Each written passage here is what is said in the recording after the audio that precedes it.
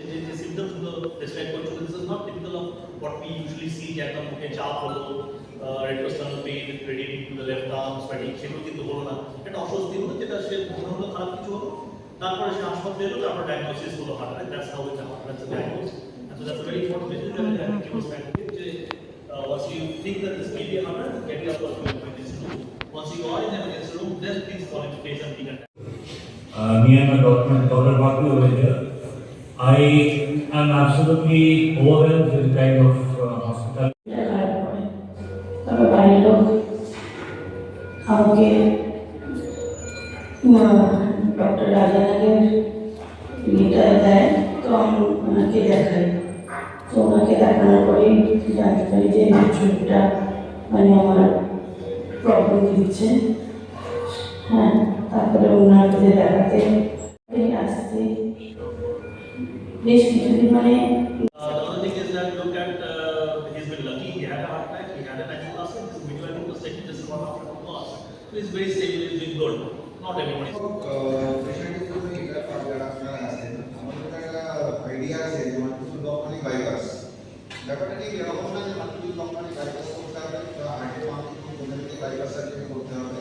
এখন with development of latest modalities, many advanced equipments, now we can treat these patients with angioplasty instead of going for bypass. On that, the heart is failing to beat or is under immense amount of pressure. So এটার অনেক কারণ থাকতে পারে। একটা অনেক সময় মানুষের repeated heart attack থাকে, তার জন্য হয়। অনেক সময় ডায়াবেটিসের জন্য হয়, আরো অন্যান্য কারণের জন্য হার্টের পাম্পিং ক্ষমতা ওভারঅল যদি হার্টটাকে একটা পাম্প হিসেবে ধরি, তার পাম্পিং ক্ষমতাটা কমে যায়। নমস্কার, আমি ডক্টর অরিজিৎ ঘোষ। আমি মণিপাল ব্রডওয়ে হাসপাতালের কার্ডিওলজি হেড ডিপার্টমেন্ট।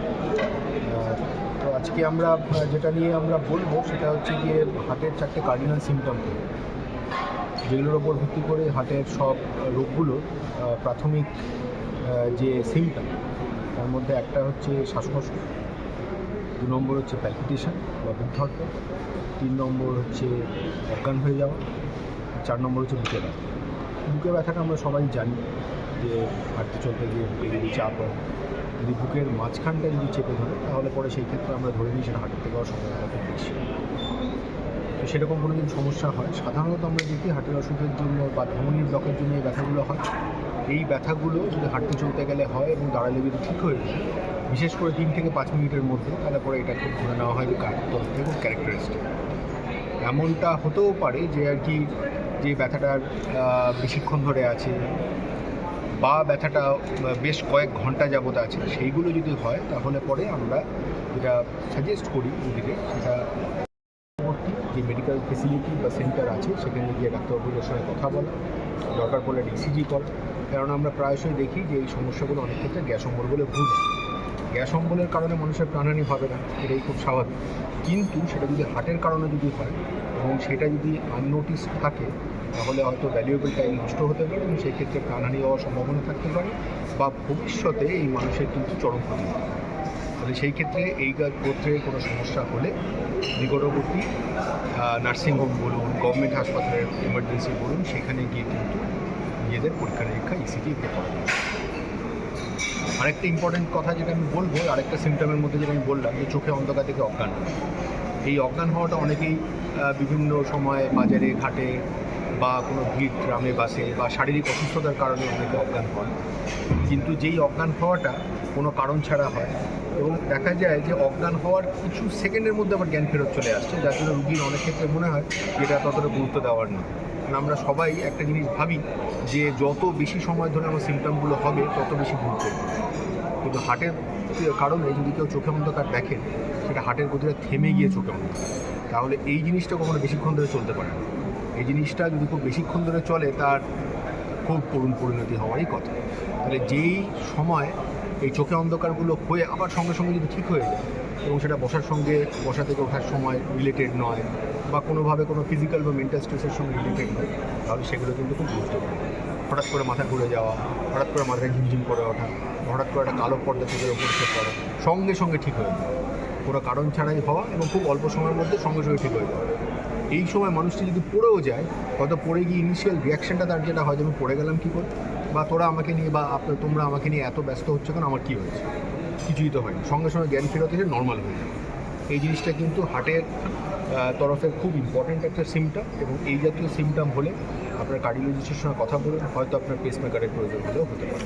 স্যার অনেক সময় প্রেশার ফল্ট করলে স্যার মাথা ঘুরে যায়, চোখ ঝাপসা হয়ে যায়। সেই জন্যই আমি বললাম যে কোনো রকম ফিজিক্যাল মেন্টাল স্ট্রেস বা কোনো শারীরিক অসুবিধা ছাড়া, বা কোনো ভিড়, গরম, ঘাম যেখানে প্রেশার কমে যাওয়ার কারণ থাকতে পারে, সেইগুলো ছাড়া বসা থেকে ওঠার সময়, ভেরি ভ্যালিড কোয়েশ্চেন, যে বসা থেকে ওঠার সময় যদি এই ঘটনাটা বারে বারে ঘটে, তাহলে আমাদের মনে হয় যে এটা প্রেশার কমে যাওয়ার জন্য হচ্ছে।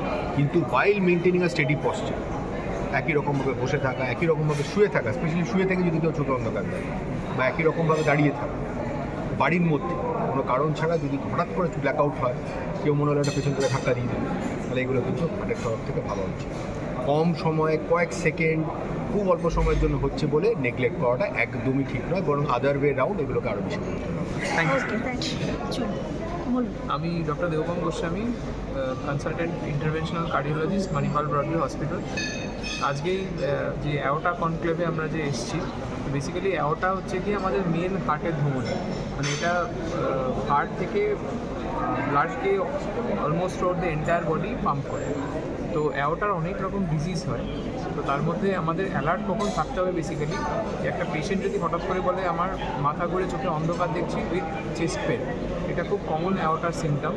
তো তখন আমাদের ইউজুয়ালি কিন্তু একটা মিনিটও ওয়েস্ট করা উচিত না, ইমিডিয়েটলি আমাদের হসপিটালে যোগাযোগ করা উচিত।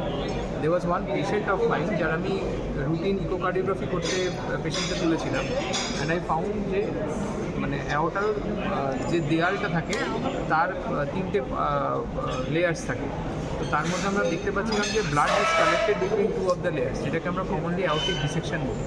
পেশেন্টের কোনো সিমটম ছিল না, সে আমাকে বললো 2 দিন আগে তার একটা চেস্ট পেন হয়েছিল, তারপর সে নর্মাল হয়ে গেছে। আমি ইকো করতে গিয়ে দেখলাম যে একটা অ্যাওটিক ডিসেকশন আছে। পেশেন্টকে ইমিডিয়েটলি বলা হলো যে হসপিটালে পৌঁছতে, and patient collapse while doing a CT scan. আমরা সিটি অটোগ্রাম করি, সিটি অটোগ্রাম করে আমরা ডিজিজটাকে ডিটেক্ট করি।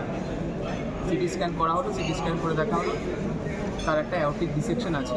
অ্যাওটিক ডিসেকশনে mortality rate is quite high, কিন্তু ভালো ব্যাপার হচ্ছে কি যদি প্রপার টাইমে ট্রিটমেন্ট হয় তাহলে কিন্তু এই পেশেন্টগুলো সুস্থ হয়ে যায়। আবার একবার বলুন। সাধারণ মানুষের হার্ট ভালো রাখতে গেলে কি করা উচিত, কি কি লক্ষণগুলো দেখলে আমাদের চিকিৎসা করা উচিত? তারপরে আজকের কর্মসূচিটাও বলে দেবো। অনিন্দ ফোনটা দেখি থাকবে। নমস্কার, আমি ডক্টর রাজানাথ, আমি senior interventional cardiologist, Manipal hospital, কলকাতাতে। আমরা অনেকেই চাই আমাদের হার্টটা ভালো থাকুক, সুস্থ থাকুক। তো হার্ট ভালো রাখার জন্য কিছু উপায় আমি আজকে বলতে পারি আপনাদের, যেটা হচ্ছে ভালো লাইফস্টাইল বলতে স্মোকিং না করা, টোব্যাকো ইউজ না করা, নিজের ওজনটা খেয়াল রাখা যাতে আইডিয়াল বডি ওয়েট থাকে, তারপর খাওয়া দাওয়া, স্ট্রেস এইসব অ্যাভয়েড করলে, আর regular physical activity in the form of walking হোক বা সুইমিং হোক, যে কোনো স্পোর্ট আপনার ভালো লাগে সেগুলো করলে আপনি 50% হার্টের অসুখ থেকে দূর থাকতে পারেন।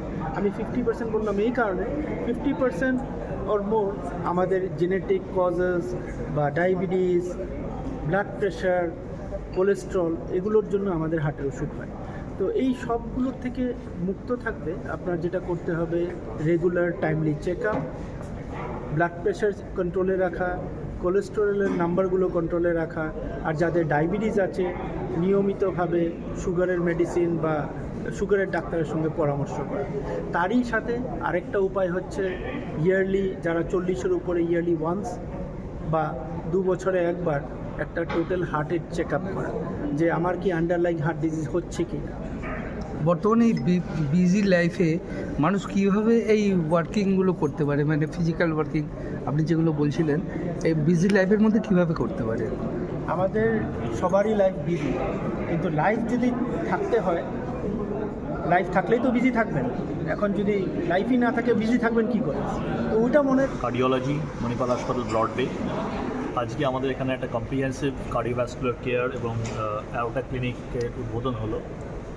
দুটো ভাগে পুরো অনুষ্ঠানটা হলো। একটা হচ্ছে কম্প্রিহেন্সিভ কার্ডিওভাস্কুলার কেয়ার, তার মানে হচ্ছে যে হার্ট টিম আমাদের আছে, বিভিন্ন কার্ডিওলজিস্ট, কার্ডিওথোরাসিক সার্জন, ইন্টেন্সিভিস্ট, এইসব ডাক্তারবাবু একসাথে মিলে কীভাবে হার্টের বিভিন্ন রোগের বিভিন্ন রোগীর চিকিৎসা করে সেই নিয়ে আলোচনা হলো। দ্বিতীয়ত হার্টের যে মহাধমনী অ্যাওর্টা, তার যে চিকিৎসা কিছু কিছু ক্ষেত্রে সার্জারির সাহায্যে, কিছু কিছু ক্ষেত্রে এন্ডোভাস্কুলার মানে ছোটো ইনসিশন করে ছোটো ফুটো করে ক্যাথিটারের মাধ্যমে কীভাবে চিকিৎসা করা যায় সেই নিয়ে আলোচনা।